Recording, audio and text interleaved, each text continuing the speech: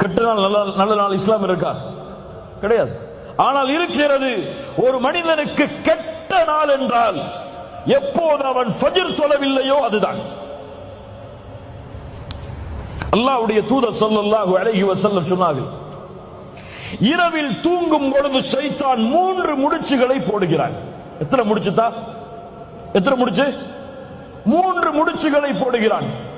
ஒவ்வொரு முடிச்சை போடும் பொழுதும் சொல்லுகிறான், இரவு தூரமானது, இரவு தூரமானது, தூங்கு, நிம்மதியோடு உறங்கு என்று சொல்லுகிறான்.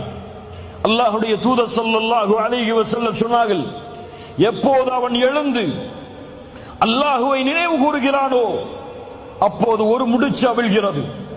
எப்போது உது செய்கிறானோ 2வது முடிச்சு அவிழ்கிறது. எப்போது தொழுகிறானோ 3வது முடிச்சாக அவிழ்கிறது.